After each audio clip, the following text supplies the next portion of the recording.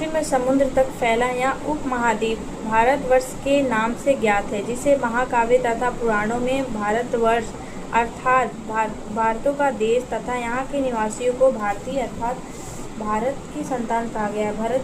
भारत एक प्राचीन काबिल उत्तर पश्चिम में रहने वाले लोगों का एक समूह है का नाम था।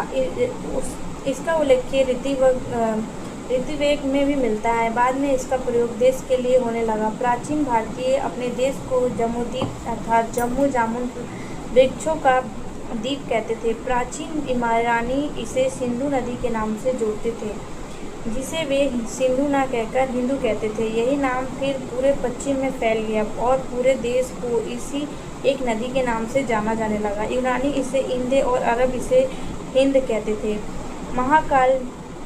मध्यकाल में इसे देश को हिंदुस्तान कहा जाने लगा। यह शब्द भी फारसी शब्द हिंदू से बना। यूनानी शब्द के इंदे के आधार पर अंग्रेज इसे इंडिया कहने लगे। विंध्य की पर्वत श्रृंखला देश को उत्तर और दक्षिण दो भागों में बांटती है। उत्तर में इंडो यूरोपीय परिवार की भाषाएं बोलने वालों की और दक्षिण में द्रविड़ परिवार की भाषाएं बोलने वालों का बहुमत है।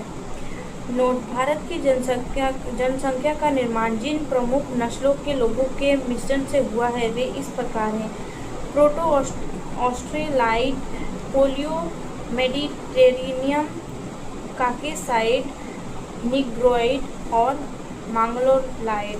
भारतीय इतिहास को अध्ययन की सुविधा के लिए 3 भागों में बांटा गया है। पहला है प्राचीन भारत, दूसरा है मध्यकालीन भारत और तीसरा है आधुनिक भारत। तो हम पढ़ेंगे अभी प्राचीन भारत। तो प्राचीन भारत में देखते हैं क्या क्या है। प्राचीन भारतीय इतिहास के स्रोत। प्राचीन भारतीय इतिहास के विषय में जानकारी मुख्यतः 4 स्रोतों से प्राप्त होता है। पहला है धर्म ग्रंथ, दूसरा है ऐतिहासिक ग्रंथ, तीसरा है विदेशियों का विवरण और चौथा है पुरातत्व संबंधित साक्ष्य। तो पहले पढ़ते हैं धर्म ग्रंथ एवं ऐतिहासिक ग्रंथ से मिलने वाली महत्वपूर्ण जानकारी। भारत का सर्व प्राचीन धर्म ग्रंथ वेद है, जिसके संकलनकर्ता महर्षि कृष्णदेवरायन वेद व्यास को माना जाता है। वेद वासुदेव कुटुंबक